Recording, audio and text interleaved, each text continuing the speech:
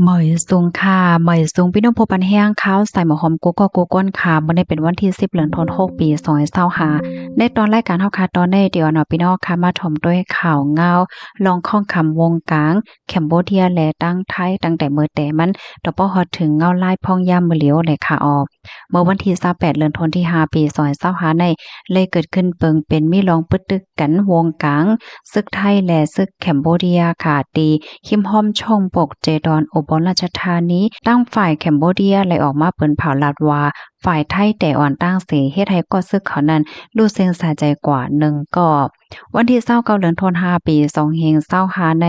เจ้าหน้าที่ภูมิพลพรตั้งฝ่ายไทยเลยอบกลมกันตั้งฝ่ายแคมโบเดียให้ถอยถอนซึกออกปื้นตี2ปากเมตรก้วยกาแคมโบเดียยืนยันว่าได้ถอยวันที่30เดือนธันวาคมปี2025ดับซึกไทยและออกซับแจงข่าวปันเอ็นปันแห้งอบโอเกลิดปัญหากันเลยไล่กัดเย็นพอถึงมาวันที่1เดือนธันวาคมที่6ปี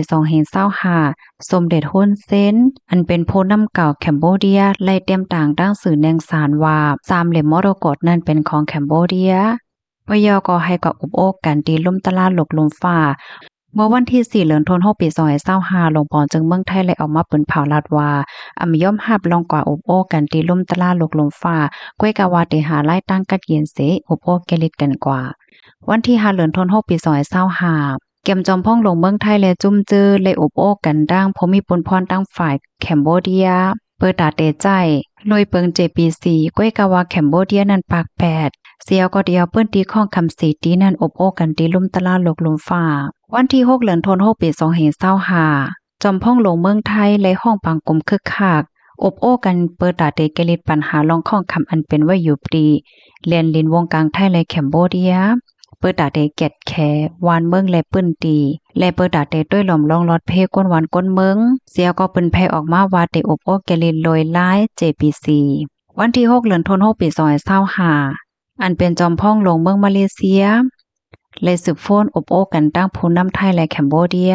ย้อนหายใจลองเยื่นกันเกลิดปัญหาแลนลินลอยลอกไล่กัดเย็นวันที่7เดือนธันวาคมปี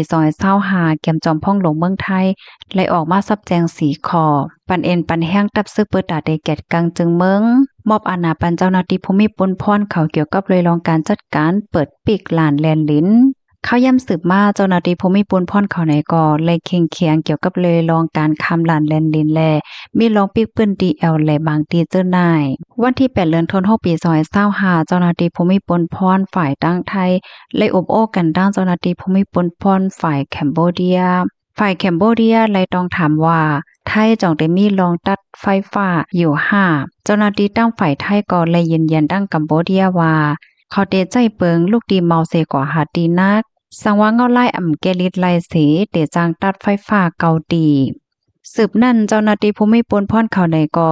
ไล่เติงลาดลองในตีหุ้นเส้นว่าตั้งให้ตั้งสองฝ่ายนั่นขึ้น